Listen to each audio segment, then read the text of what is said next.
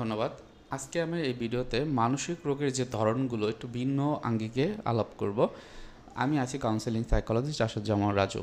আপনারা যদি আমার এই চ্যানেলটিতে বা এই ভিডিওতে নতুন হয়ে থাকেন, আপনাদের কাছে রিকোয়েস্ট করব চ্যানেলটি সাবস্ক্রাইব করার জন্য।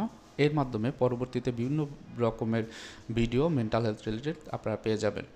তো মানসিক রোগ আমরা জানি এটা একটা ব্রেনের মাধ্যমে হয়, এবং ব্রেন মূলত আমাদের মন, অর্থাৎ আমার মন যদি খারাপ থাকে সেক্ষেত্রে ব্রেনের এইখান থেকেই সিগন্যাল আসে।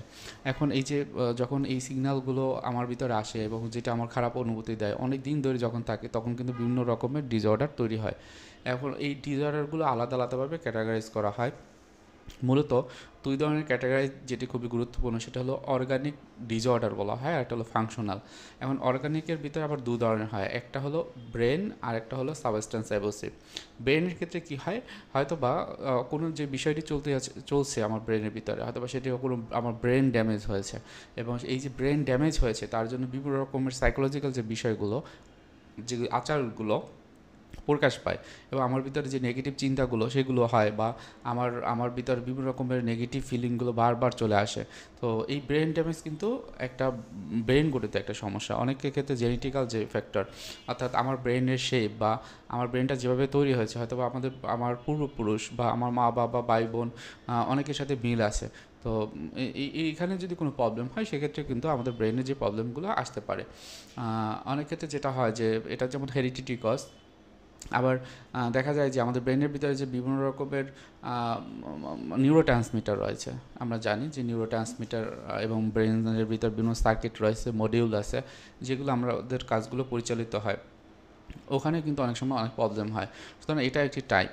আর অর্গানিকের ভিতরে আরেকটি জিনিস যেটা হলো সাবস্টেন্স অ্যাবিউজ। অনেকেই যে জানেন না যে সাবস্টেন্স অ্যাবিউজ হচ্ছে একটি মানসিক রোগের কারণে এটি হয়ে থাকে।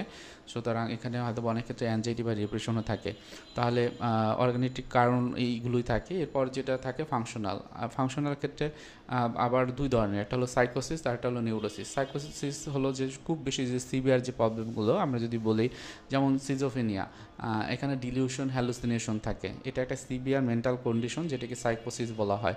আবার বাইপোলার মুড ডিসঅর্ডার, যেখানে আমরা বলি যে বাইপোলার মুড ডিসঅর্ডার আবার দুই ধরনের, একটা হলো bipolar mood disorder one, bipolar mood disorder two.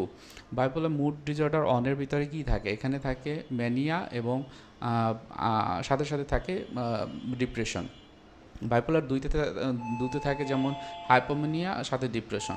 So এইটা হলো ফাংশনাল এবং সাইকোসিস যে রোগগুলো।